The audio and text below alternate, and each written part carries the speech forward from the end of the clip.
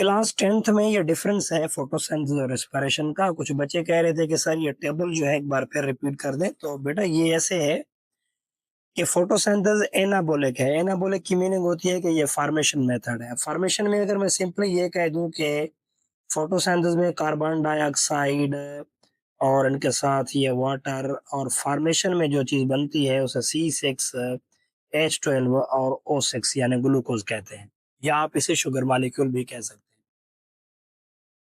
अब ये कह रहे हैं कि ये जो एनाबॉलिक प्रोसेस है ये फॉर्मेशन मेथड है, इन चीजों से मिलकर ये ग्लूकोज बन रहा है। रेस्पिरेशन क्या है? रेस्पिरेशन को केटाबॉलिक प्रोसेस कहते हैं, यानी केटा की माने होती है ब्रेक डाउन करना, चीजों को, मॉलिक्यूल को तोड़ना। अब ये जो ग्लूकोज बन रहे हैं फोटोसिंथेसिस के दौरान, अगर प्लांट बना रहे हैं तो प्लांट खुद भी यूटिलाइज करते हैं, वरना हम प्लांट में से ये सब्जियां फल फ्रूट खाते हैं तो वो ग्लूकोज जो है हमें मिलती है। फिर ऑक्सीजन की मदद से रेस्पिरेशन के प्रोसेस में यही ग्लूकोज जो है वो कैटाबोलाइज हो जाती है, यानी इनको टूटना पड़ता है मुख्तलिफ मालिक्यूल में। दूसरे में कहते हैं कि synthesis of the food from the simple inorganic. अब देखिए ये कार्बन डाइऑक्साइड एक सिंपल इनऑर्गेनिक मॉलिक्यूल है और वाटर भी इनऑर्गेनिक मॉलिक्यूल है। तो ये दोनों ऑर्गेनिक मॉलिक्यूल सिंपली मिलकर ये ऑर्गेनिक कंपाउंड बना रहे हैं, फूड बना रहे हैं, जिसे हम ग्लूकोज कह रहे हैं।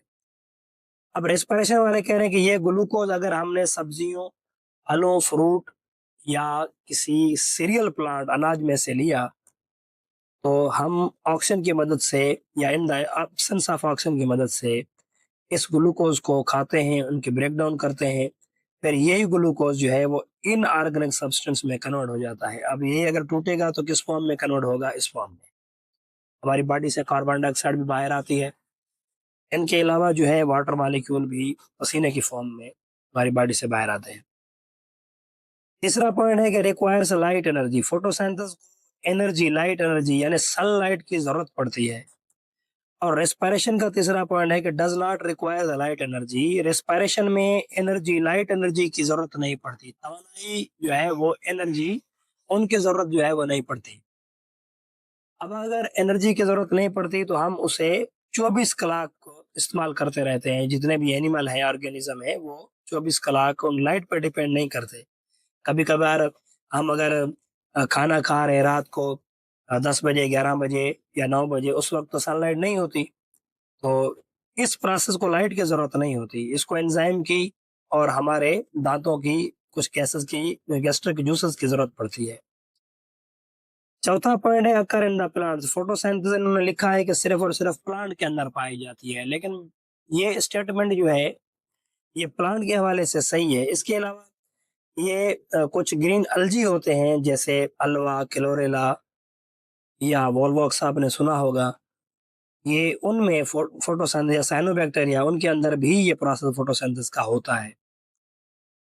और रेस्पिरेशन का चौथा पॉइंट है कि occurs in all living organism. ये नहीं कह रहा कि सिर्फ और सिर्फ प्लांट में होती है। रेस्पिरेशन में प्लांट को भी एनर्जी की जरूरत होती है। हर लिविंग ऑर्गेनिज्म जो सेल पे डिपेंड करता है उसको तवानाई की जरूरत होती है। ये प्रोसेस जो है हर लिविंग ऑर्गेनिज्म के अंदर पाया जा सकता है। Use carbon dioxide gas. ये देखें कार्बन डाइऑक्साइड गैस इस्तेमाल हो रही है, और ये क्या करते हैं? Use oxygen gas. ऑक्सीजन जब ज्यादा मिलेगी तो ये जो ग्लूकोज मॉलिक्यूल्स होंगे ये मुख्तलिफ मॉलिक्यूल्स के अंदर ब्रेक डाउन हो जाएंगे। Release oxygen gas. अब इसमें अगर आप देखेंगे तो ये प्लांट जो है photosynthesis as a by product oxygen को रिलीज आउट करते हैं, प्लांट के काम की नहीं होती। तो इस पॉइंट में कहते हैं कि रिलीज द कार्बन डाइऑक्साइड। जब हम एनिमल कुछ इस ग्लूकोज को डाइजेस्ट करते हैं तो हमारी बॉडी से कार्बन डाइऑक्साइड बाहर आती है, वही कार्बन डाइऑक्साइड फिर प्लांट यूटिलाइज करते हैं। Takes place during the day time. Photosynthesis का प्रोसेस जो है वो मोहताज है सनलाइट का। जब तक सनलाइट नहीं मिलेगी तब तक फोटोसिंथेसिस का प्रोसेस नहीं होगा। रेस्पिरेशन जो है वो ऑल टाइम, यानी हम ये कह सकते हैं कि ये 24 आवर्स का प्रोसेस है। ये 24 कलाक की प्रोसेस होता रहता है मुख्तलिफ जानदारों में। फोटोसिंथेसिस में क्लोरोफिल की जरूरत होती है। आपने देखा होगा कभी रिएक्शन में ऐसे क्लोरोफिल लिखा होगा और यहाँ पे लाइट का जिक्र भी होगा। तो फोटोसिंथेसिस वाले जितने भी ऑर्गेनिज्म हैं वो लाइट के क्लोरोफिल के बगैर जो है वो फोटोसिंथेसिस नहीं कर सकते। अब रेस्पिरेशन में जो है वो क्लोरोफिल की ज़रूरत नहीं होती। उसमें दिन हो, रात हो, कोई पल हो, कोई घड़ी हो, ऑर्गेनिज़्म जो है वो ग्लूकोज़ ऑक्सीजन की मदद से तोड़ते रहते हैं और अपना प्रोसेस जो है वो कैरी ऑन करते रहते हैं। तो ये डिफरेंस है इन दोनों में जो किताब में मेंशन